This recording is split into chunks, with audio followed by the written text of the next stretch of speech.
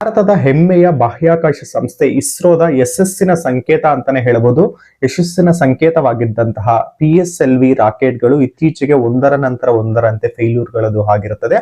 ಅದು ರಿಪೀಟೆಡ್ಲಿ ಒಂದು third stage ಅಲ್ಲಿ ಈ ಫೇಲ್ಯೂರ್ ಅನ್ನೋದು ಆಗ್ತಾ ಇರುತ್ತೆ. ಇದು ರಿಪೀಟೆಡ್ ಆಗಿ ಆಗಿರೋದ್ರಿಂದ ಇದೊಂದು ಟೆಕ್ನಿಕಲ್ ಗ್ಲಿಚ್ ಇಂದ ಈ ತರ ಆಗ್ತಿರೋದ ಅಥವಾ ಹೊರಗಡೆ ಜಗತ್ತಿನಿಂದ ಯಾರ್ದಾದ್ರೂ ಕೈವಾಡ ಅನ್ನೋದು ಇದರಲ್ಲಿ ಇದೆಯಾ? 93% ಸಕ್ಸಸ್ ರೇಟ್ ಅನ್ನ ಇಟ್ಟಿರ್ತಕ್ಕಂಥ ಈ PSLV ರಾಕೆಟ್ ಏನಕ್ಕೆ ಬ್ಯಾಕ್ ಟು ಬ್ಯಾಕ್ ಈ ತರ ಫೈಲ್ಯೂರ್ ಗಳಾಯ್ತು? ಅಂಡ್ ಪ್ರಧಾನ ಮಂತ್ರಿ ಅವರ ಸೂಚನೆ ಮೇರೆಗೆ ನ್ಯಾಷನಲ್ ಸೆಕ್ಯೂರಿಟಿ ಅಡ್ವೈಸರ್ ಆಗಿರತಕ್ಕಂಥ ಅಜಿತ್ ದೋವಲ್ ಅವರು ಯಾರಿಗೂ ಗೊತ್ತಿಲ್ಲದೆ ಇರೋ ಹಾಗೆ ಯಾವುದೇ ಪ್ರೋಟೋಕಾಲ್ ಅನ್ನೋದು ಇಲ್ಲದೆ ಡೈರೆಕ್ಟ್ ಆಗಿ ಏನಕ್ಕೆ ಟ್ರಿವೆಂಡ್ರಮ್ ನಲ್ಲಿ ಇರ್ತಕ್ಕಂಥ ಇಸ್ರೋ ಮುಖ್ಯ ಕಚೇರಿಗೆ ಭೇಟಿ ನೀಡಿ ಅಲ್ಲಿ ಏನಕ್ಕೆ ಪರಿಶೀಲನೆಯನ್ನ ಮಾಡಿದ್ರು. ಇದೆಲ್ಲ ತಿಳಿದ ಮೇಲೆ ಇದು ಟೆಕ್ನಿಕಲ್ ಫೇಲ್ಯೂರ್ ಇಂದ ಈ ರೀತಿ ಆಗಿದೆಯಾ ಅಥವಾ ಯಾರ್ದಾದ್ರೂ ಕೈವಾಡ ಇದೆಯಾ ಅನ್ನೋದ್ರ ಬಗ್ಗೆ ಏನ್ ಮಾಹಿತಿ ಅನ್ನೋದು ಈಗ ಹೊರಗಡೆ ಬಂದಿದೆ ಅನ್ನೋದ್ರ ಬಗ್ಗೆ ಈ ವಿಡಿಯೋದಲ್ಲಿ ಕಂಪ್ಲೀಟ್ ಆಗಿ ತಿಳಿಸೋ ಪ್ರಯತ್ನವನ್ನ ಮಾಡ್ತೀನಿ. ಅದಕ್ಕೋಸ್ಕರ ವಿಡಿಯೋನ ಸ್ಕಿಪ್ ಮಾಡದೆ ಕೊನೆ ತನಕ ನೋಡಿ ಅಂತ ರಿಕ್ವೆಸ್ಟ್ ಮಾಡ್ಕೊಳ್ತಾ ಬನ್ನಿ ವಿಡಿಯೋನ ಸ್ಟಾರ್ಟ್ ಮಾಡೋಣ. PSLV ಅಂದ್ರೆ ಏನು ಅಂತ ನೋಡೋದಾದ್ರೆ, PSLV ಅಂದ್ರೆ ಪೋಲಾರ್ ಸ್ಯಾಟಲೈಟ್ ಲಾಂಚ್ ವೆಹಿಕಲ್ ಅಂತ ಹೇಳ್ಬಿಟ್ಟು, ಅಂದ್ರೆ ಈಗ ಉಪಗ್ರಹಗಳನ್ನೆಲ್ಲ ಕೂಡಿಸಿಕೊಂಡು ಆ ಒಂದು ಕಕ್ಷೆಗೆ ಏನು ಇರ್ತದಲ್ಲ ಆರ್ಬಿಟ್ ಗೆ ಸೇರಿಸುವಂತ ಏನು ಒಂದು ಸ್ಟೇಜ್ ಇರುತ್ತೆ, ಏನು ಒಂದು ವೆಹಿಕಲ್ ಇರುತ್ತೆ, ಅದಕ್ಕೆ PSLV ಅಂತ ಹೇಳ್ತಾರೆ. ಇದು ತುಂಬಾ ಹೈ ಸಕ್ಸಸ್ ರೇಟ್ ಅನ್ನ ಹೊಂದಿರತಕ್ಕಂಥ ಒಂದು ರಾಕೆಟ್ ಆಗಿರುತ್ತದೆ. ಅಂಡ್ ಜನವರಿ 12, 2026ರಲ್ಲಿ PSLV C62 ಅನ್ನೋ ಒಂದು ಸ್ಯಾಟಲೈಟ್ 15 ಸ್ಯಾಟಲೈಟ್ ಗಳನ್ನ ಹೊಂದಿರತಕ್ಕಂಥ ಈ PSLV ಅನ್ನ ಲಾಂಚ್ ಮಾಡ್ತಾರೆ, ಈ ರಾಕೆಟ್ ಅನ್ನ ಲಾಂಚ್ ಮಾಡ್ತಾರೆ. ಈ ಲಾಂಚ್ ಮಾಡ್ಬೇಕಾದ್ರೆ ಇದು ಥರ್ಡ್ ಸ್ಟೇಜ್ ಅಲ್ಲಿ ಅನ್ನೋದು ಇದು ಫೇಲ್ಯೂರ್ ಆಗಿರುತ್ತೆ. ಇದು ಫಸ್ಟ್ ಟೈಮ್ ಆಗಿರ್ತಕ್ಕಂಥ ಫೇಲ್ಯೂರ್ ಅಲ್ಲ, ಇದು ಸೆಕೆಂಡ್ ಟೈಮ್ ಆಗಿರ್ತಕ್ಕಂಥ ಫೇಲ್ಯೂರ್. ಅಂಡ್ ಇದಕ್ಕೂ ಬಿಫೋರ್ ಕೂಡ ಲಾಸ್ಟ್ ಇಯರ್ ಅಲ್ಲಿ ಲಾಂಚ್ ಮಾಡಿರ್ತಾರೆ. ಅದು PSLV C61 ಅಂತ ಹೇಳ್ಬಿಟ್ಟು ಮೇ 18ನೇ ತಾರೀಕು 2025ರಲ್ಲಿ ಲಾಂಚ್ ಮಾಡಿರ್ತಾರೆ. ಬಟ್ ಅವಾಗ್ಲೂ ಅಷ್ಟೇ ಥರ್ಡ್ ಸ್ಟೇಜ್ ಅಲ್ಲಿ ಇದು ಫೇಲ್ಯೂರ್ ಆಗಿರ್ತದೆ. ಅಂದ್ರೆ ಆರ್ಬಿಟ್ ಗೆ ಸೇರೋದಿಲ್ಲ. ಇದು 4 ಸ್ಟೇಜ್ ಗಳು ಇರ್ತವೆ. ಬಟ್ ಥರ್ಡ್ ಸ್ಟೇಜ್ ಅಲ್ಲಿ 2 ಸಲ ಥರ್ಡ್ ಸ್ಟೇಜ್ ಅಲ್ಲೇ ಫೇಲ್ಯೂರ್ ಆಗ್ತಾ ಇದೆ. ರಿಪೀಟೆಡ್ ಆಗಿ ಅಲ್ಲೇ ಏನಕ್ಕೆ ಆಗ್ತಾ ಇದೆ ಅಂಡ್ ಅದು ಈ 2 ಸ್ಯಾಟಲೈಟ್ ಗಳ ಲಾಂಚ್ ಆಗ್ಬೇಕಾದ್ರೆ ಏನಕ್ಕೆ ಆಗ್ತಿದೆ ಅಂತ ಈಗ ಬಹಳಷ್ಟು ಡೌಟ್ ಬರ್ತಾ ಇದೆ.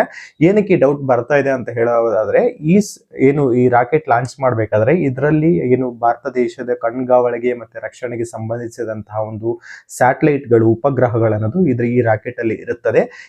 ಈ ಒಂದು ರಾಕೆಟ್ ಅನ್ನ ಲಾಂಚ್ ಮಾಡ್ಬೇಕಾದ್ರೆ ಈ ರಿಪೀಟೆಡ್ ಆಗಿ ಒಂದೇ ಸ್ಟೇಜ್ ಅಲ್ಲಿ ಏನಕ್ಕೆ ಈ ತರ ಆಗ್ತಾ ಇದೆ ಅಂತ ಒಂದು ಡೌಟ್ ಗಳು ಬರ್ಬೇಕಾದ್ರೆ ಏನು ನ್ಯಾಷನಲ್ ಸೆಕ್ಯೂರಿಟಿ ಅಡ್ವೈಸರ್ ಅವರು ಕೂಡ ಭೇಟಿ ಮಾಡಿರ್ತಾರೆ ಇದನ್ನ ಪರಿಶೀಲನೆ ಮಾಡೋದಕ್ಕೆ. PSLV ರಾಕೆಟ್ ಬಗ್ಗೆ ಹೇಳಬೇಕು ಅಂತಂದ್ರೆ, ಈ ಎಂತ ಒಂದು ರೆಕಾರ್ಡ್ ಮತ್ತೆ ಸಕ್ಸಸ್ ರೇಟ್ ಅನ್ನ ಹೊಂದಿದೆ ಈ ರಾಕೆಟ್ ಅಂತಂದ್ರೆ, 2017ರಲ್ಲಿ ಸುಮಾರು 104 ಉಪಗ್ರಹಗಳನ್ನ ಹೊತ್ತೊಯ್ದು ಅದು ರೆಕಾರ್ಡ್ ಅನ್ನ ಕೂಡ ಕ್ರಿಯೇಟ್ ಮಾಡಿರ್ತದೆ. ಅಷ್ಟು 95% ಅಷ್ಟು ಸಕ್ಸಸ್ ರೇಟ್ ಅನ್ನು ಹೊಂದಿರತಕ್ಕಂಥ ಒಂದು ಇದು ರಾಕೆಟ್ ಆಗಿರ್ತದೆ. ಬಟ್ ರಿಪೀಟೆಡ್ ಆಗಿ ಏನಕ್ಕೆ ಫೇಲ್ಯೂರ್ ಗಳಾಯ್ತು ಅಂತಂದಾಗ ಈ ಎಲ್ಲಾ ಡೌಟ್ ಗಳನ್ನೋದು ಉಟ್ಕೊಳ್ತದೆ. And all of sudden Ajit Doval ಅವರು ಏನ್ ಮಾಡ್ತಾರೆ ಅಂತಂದ್ರೆ, ಇನ್ನು ಕೇರಳದ ತ್ರಿವೆಂಡ್ರಮ್ ನಲ್ಲಿ ಇರ್ತಕ್ಕಂಥ ಇಸ್ರೋ ಕಚೇರಿ ಏನಿದೆ ಅಲ್ಲಿಗೆ ಯಾವುದೇ ಪ್ರೋಟೋಕಾಲ್ ಆಗಿರ್ಬೋದು, ಕಾನ್ವೆ ಆಗಿರ್ಬೋದು, ಯಾವುದು ಇಲ್ದಿರ ಸಡನ್ ಆಗಿ ಅಲ್ಲಿ ಹೋಗ್ಬಿಟ್ಟು ಅಲ್ಲಿ manufacturing details, rocket manufacturing details ಇದೆ, ಕ್ವಾಲಿಟಿ ಚೆಕ್ ಲಿಸ್ಟ್ ಗಳಾಗಿರ್ಬೋದು, ಅಂಡ್ ಏನು ಪ್ರೀ ಲಾಂಚಿಂಗ್ ಏನು ಇನ್ಸ್ಪೆಕ್ಷನ್ ಗಳು ಏನು ಕ್ವಾಲಿಟಿ ಚೆಕ್ ಮಾಡಿರ್ತಾರೆ ಅವೆಲ್ಲ ರೆಕಾರ್ಡ್ಸ್ ಅನ್ನ ಕೂಡ ಅಲ್ಲಿ ಚೆಕ್ ಮಾಡಿರ್ತಾರೆ. ಅಂಡ್ ಅಲ್ಲಿ ಇರ್ತಕ್ಕಂಥ ಸೀನಿಯರ್ ಸೈಂಟಿಸ್ಟ್ ಗಳಾಗಿರ್ಬೋದು, ಏನು ಇಸ್ರೋದ ಮುಖ್ಯಸ್ಥರ ಜೊತೆ ಒಂದು ಮೀಟಿಂಗ್ ಅನ್ನ ಕೂಡ ಮಾಡಿರ್ತಾರೆ. ಫೇಲ್ಯೂರ್ ಆಗಿರೋದಕ್ಕೆ ಕಾರಣಗಳು ಈಗ ಪ್ರೈಮರಿಯಾಗಿ ಗೊತ್ತಾಗಿರ್ತಕ್ಕಂಥ ವಿಚಾರಗಳೇನು ಅಂತಂದ್ರೆ, ಈಗ 4 ಸ್ಟೇಜಸ್ ಅನ್ನೋದು ಇರುತ್ತೆ. 2 ಸ್ಟೇಜ್ ಅನ್ನೋದು ಸಕ್ಸಸ್ಫುಲ್ ಆಗಿ ಹೋಗಿರುತ್ತೆ. ಅಂಡ್ ಥರ್ಡ್ ಸ್ಟೇಜ್ ಅಲ್ಲಿ ಮಾತ್ರ ಈ ತರ ಟೆಕ್ನಿಕಲ್ ಇಶ್ಯೂ ಅನ್ನೋದು ಆಗಿರ್ತದೆ. ಅಂಡ್ ಏನು ಅಂತ ಈಗ ಅನಾಲಿಸಿಸ್ ಮಾಡಿ ಅವ್ರಿಗೆ ಪ್ರೈಮರಿಯಾಗಿ ಗೊತ್ತಾಗಿರ್ತಕ್ಕಂಥ ವಿಚಾರಗಳೇನಪ್ಪಾ ಅಂತಂದ್ರೆ, ಸೊ ಅಗತ್ಯವಾದ ಥ್ರಸ್ಟ್ ಅನ್ನೋದು ಕಡಿಮೆ ಆಗಿರ್ತದೆ. ಮತ್ತೆ ರಾಕೆಟ್ ದಿಕ್ಕು ನಿಯಂತ್ರಣದಲ್ಲಿ ಒಂದು ವ್ಯತ್ಯಯ ಅನ್ನೋದು ಇವರಿಗೆ ಕಂಡು ಬಂದಿರ್ತದೆ. ಅಂಡ್ ಅದರಿಂದ ಇದೇನು ಯಾವ ಆರ್ಬಿಟ್ಗೆ ಸೇರ್ಬೇಕಾಗಿತ್ತಲ್ಲ, ಕಕ್ಷೆಗೆ ಸೇರ್ಬೇಕಾಗಿರ್ತಕ್ಕಂಥ ಈ ಉಪಗ್ರಹಗಳು ಈ ಒಂದು ಫೇಲ್ಯೂರ್ ಗಳಿಂದ ಇದು ಸಕ್ಸಸ್ ಆಗಿಲ್ಲ ಅಂತಾನೆ ಹೇಳ್ಬೋದು. ಅಂಡ್ ಮತ್ತೊಂದು ವಿಚಾರ ಏನಪ್ಪಾ ಅಂತಂದ್ರೆ, ನಾಸಲ್ ಮತ್ತೆ ಥ್ರಸ್ಟ್ ವ್ಯವಸ್ಥೆಯಲ್ಲಿ ಕೂಡ ಟೆಕ್ನಿಕಲ್ ಗ್ಲಿಚ್ ಅನ್ನೋದು ಸಂಭವಿಸಿದೆ ಅಂತ ಕೂಡ ಕನ್ಫರ್ಮೇಶನ್ ಅನ್ನೋದು ಮಾಡಿದ್ದಾರೆ ಅಂತಾನೆ ಹೇಳ್ಬೋದು. ಅಂಡ್ ಕೇಂದ್ರ ಸರ್ಕಾರ ಸ್ಪಷ್ಟಪಡಿಸಿರೋದ್ರ ಪ್ರಕಾರ ಯಾವುದೇ ರೀತಿಯಾದ ಬಾಹ್ಯ ಹಸ್ತಕ್ಷೇಪ ಅನ್ನೋದು ಇಲ್ಲ, ಇದು ಕಂಪ್ಲೀಟ್ಲಿ ಟೆಕ್ನಿಕಲ್ ಫೇಲ್ಯೂರ್ ಆಗಿರ್ತಕ್ಕಂಥದ್ದು ಅಂತ ಹೇಳ್ಬಿಟ್ಟು ಹೇಳಿದೆ. ಇದ್ರ ಬಗ್ಗೆ ಅಧ್ಯಯನ ಮಾಡೋದಕ್ಕೆ ಅಂತ ಹೇಳ್ಬಿಟ್ಟು ಫೇಲ್ಯೂರ್ ಅನಾಲಿಸಿಸ್ ಕಮಿಟಿ ಒಂದನ್ನ ಇಸ್ರೋ ಒಂದು ರಚನೆ ಮಾಡಿದೆ. ಸೊ ಈ ಕಮಿಟಿಯವರು ಸಂಪೂರ್ಣವಾಗಿ ಏನು ಟೆಲಿಮೆಟ್ರಿ ಡೇಟಾವನ್ನ ಪರಿಶೀಲನೆ ಮಾಡ್ತಾರೆ. ಮತ್ತೆ ಥರ್ಡ್ ಸ್ಟೇಜ್ ಡಿಸೈನ್ ಮತ್ತೆ ಕ್ವಾಲಿಟಿ ಆಡಿಟ್ ಬಗ್ಗೆ, ಮತ್ತೆ ಮುಂದಿನ PSLV ಲಾಂಚ್ ಬಗ್ಗೆ ಹೆಚ್ಚುವರಿ ಸುರಕ್ಷತೆಯನ್ನು ಒದಗಿಸೋದ್ರ ಬಗ್ಗೆ ಇವರು ಅಧ್ಯಯನವನ್ನು ಕೂಡ ಮಾಡ್ತಾರೆ. ಇದ್ರ ಬಗ್ಗೆ ಏನ್ ಕೌಂಟರ್ ಮೆಜರ್ಸ್ ಅನ್ನ ತಗೋಬೇಕು ಅನ್ನೋದ್ರ ಬಗ್ಗೆ ಕೂಡ ಇದ್ರ ಬಗ್ಗೆ ಇವರು ಅಧ್ಯಯನ ಮಾಡಿ ನೆಕ್ಸ್ಟ್ ಏನ್ ಮಾಡ್ತದೆ ಅನ್ನೋದ್ರ ಬಗ್ಗೆ ಏನ್ ಮಾಡಬೇಕು ಅಂತ ಇವರು ಅಧ್ಯಯನದಲ್ಲಿ ತಿಳಿಸಿದ ರಿಸಲ್ಟ್ ಅನ್ನ ಕೊಡ್ತಾರೆ. ಅಂಡ್ ನೆಕ್ಸ್ಟ್ ಲಾಂಚಿಂಗ್ ಅನ್ನೋದು ಜೂನ್ ಅಲ್ಲಿ ಕೂಡ ಪ್ಲಾನ್ ಮಾಡ್ಕೊಂಡಿದ್ದಾರೆ ಅಂತಾನೆ ಹೇಳ್ಬೋದು.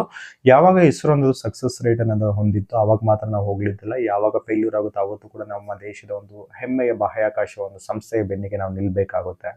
PSLV ರಾಕೆಟ್ ಫೈಲ್ಯೂರ್ ಬಗ್ಗೆ ಮತ್ತೆ ಅಜಿತ್ ದೋವಲ್ ಅವರ ಏನು ವಿಸಿಟ್ ಇತ್ತಲ್ಲ ಮುಖ್ಯ ಕಚೇರಿಗೆ, ಅದರ ಬಗ್ಗೆ ಮಾಹಿತಿ ಆಗಿತ್ತು. ಇನ್ಫಾರ್ಮೇಶನ್ ನಿಮ್ಗೆ ಏನಾದರೂ ಇಷ್ಟ ಆಗಿದ್ರೆ ಒಂದೇ ಒಂದು ಲೈಕ್ ಮಾಡಿ, ನಿಮ್ಮ ಸ್ನೇಹಿತರಿಗೆ ಶೇರ್ ಮಾಡಿ.